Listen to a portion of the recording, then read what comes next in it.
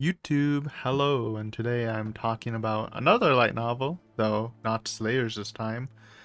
Talking about Sword Art Online, Volume 1, basically part 1 of the Aincrad duology, um, which was pretty exciting to get into this, because surprisingly, despite me being a huge anime guy in high school, never watched Sword Art Online. I don't remember what this conversation entailed, but I remember talking to a friend about it, and then I was like, I'm just never gonna watch this. And then I literally just never watched it. Obviously, going into it, I knew about like Kirito and Asuna just because, it's hard not to know what they look like, right? Like, like little bits and pieces of it if you were really into anime. And I mean, the anime came out in what, like 2011, 2012, so that was like the peak. Well, maybe not the peak, but maybe it was the peak of when I was like a weeb in high school. So it was very popular. I just didn't watch it. So obviously, diving into light novels, I thought this would be a pretty interesting casual read, and I really enjoyed it. I thought it was a really good book. I don't know why. I had some sort of stigma towards it. Maybe because most of like lit RPG stuff from like the anime side, mainly through like manhwas or mangas or even some anime, I usually don't like, which I've kind of expressed in like the first Slayers review, mainly because a lot of them feel like a power fantasy.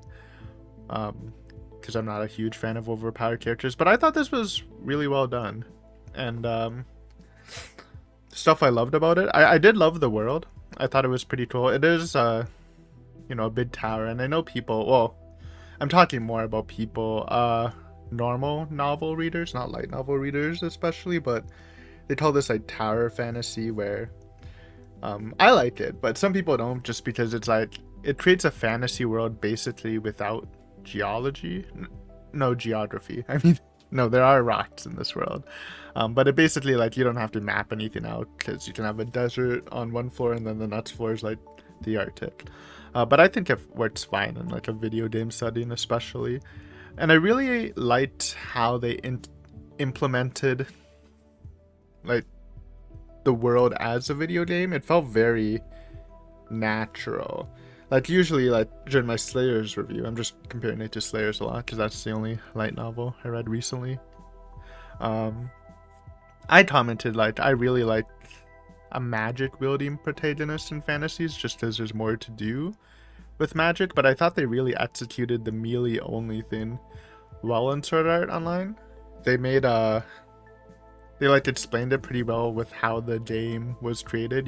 This is the first virtual reality MMO, so they did want to focus more on like melee fighting because that's more interactive with the virtual reality thing. And they really like explained the game world pretty well. I thought that was good. I thought, again, the world building was pretty cool. I thought the combat was really nice too. How they explained it, kind of like combos in fighting games. How you like just need to like input certain movements and then the game will like auto complete it. All of that was like basically video game integrated into the world was pretty solid. I thought it was like a really good time with the fight scenes. I do like the fight scenes were pretty descriptive. I know some people like softer fight scenes. I liked it a little harder, like this one. It helps me visualize more, and they were pretty hype. They were pretty good, for sure, for sure. Um, Kirito. Now, okay, I said I don't like overpowered protagonists, and Kirito was technically like the strongest person in the game. I get that, but I really liked him. Not his personality so much, but obviously with a lot of these stories, they keep the protagonist a little bland, just for like it's easier to like fantasize yourself. I'm really not like some guy. I really don't project myself into stories. I always view it like a movie. I'm just consuming the content, but I know a lot of people do, so that's usually why protagonists are more bland in lighter stories like this. But like it felt natural, like in a lot of like lit RPG sort of stories like this. I feel like when the character's overpowered, it's usually because of like some sort of unfair advantage, like solo leveling, how he actually levels fast, or like you go back in time and you basically playing the game with a walkthrough, or you just have an unfair advantage. While Kirito did become the strongest person, he started the same as everyone else. He just had that nerd video game knowledge, and he just grinded, and it worked out. But Aiden, in the end, he kind of cheated. And you know what? It's true, but the ending was cinema. I love the ending, even though it was super melodramatic. And yes, he does have the dual wielding, which I now realized he was the only one who had that skill, and I guess that is technically advantage. But he unlocked it because he had the fastest reflexes, I think, right? It's been a month since I read it, but I think that was the reason. So, like, he is overpowered, but it felt natural. And I just wish more stories in this sort of medium do that.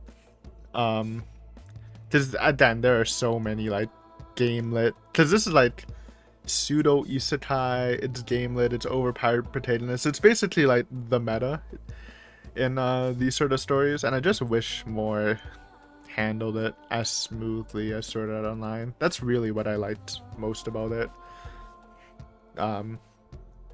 Again, combat, basically world building, I guess, and how it integrated the video game mechanics well without being like too intrusive. Because like I've seen examples of like books where it's like, oh, let's open the menu, and then they just have like a freaking like menu like printed on like in a different text font, and I get it, it helps you like picture it, but if I was reading that, I would be super distracted. I'm like, what the fuck is that, man? I don't know. I just like the smoothness of it, and it is one of the, I don't know if Sword Art Online like popularized the genre. It probably didn't. My light novel knowledge isn't that big, but it definitely like, or no, wrong word. Well, no, right word. I know it probably didn't start it or popularize it, but it definitely like brought it into the spotlight for sure. Now, some negatives. Probably the biggest negative I've had for this volume.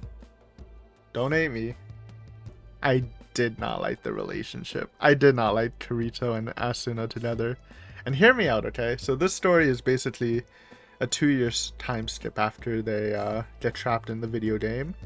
And well, you get like a couple flashbacks here and there, but you basically get introduced to like Asuna when they're like 90% there to becoming a couple.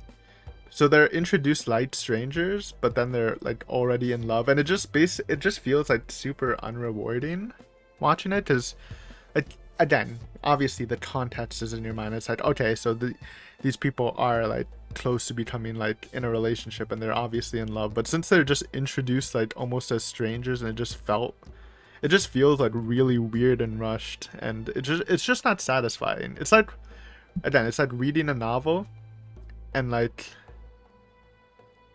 imagine you just basically skip all the build up to two characters falling in love. So it happens fast, and it just feels a little unrewarding, and then they're super lovey-dovey. Like it's really melodramatic. Like there were multiple chapters where the ending scene was like them in bed cuddling together and like crying together, and it's like, why is there so many chapters ending with them in bed?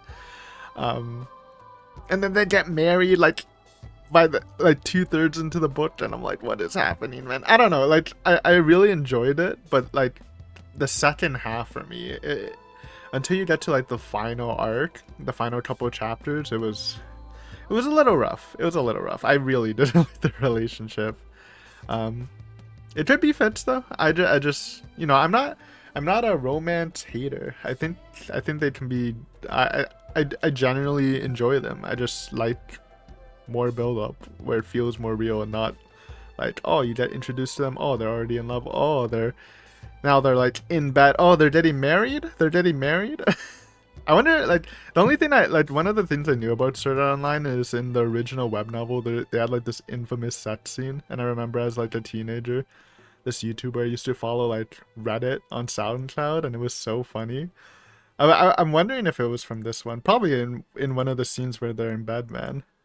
It was like, oh, Asuna guzzled buckets of my cum or something. It's really cringe. You should look it up if you can find it. Obviously, it got retconned in the light novel, because I don't even know if you can write that stuff in light novels, but yeah, I didn't love the relationship. Now, again, I said I liked the ending, and even though I didn't like the relationship that much, I did enjoy, you know, they have that relationship moment in the end. The self-sacrifice leading to Torito basically cheating.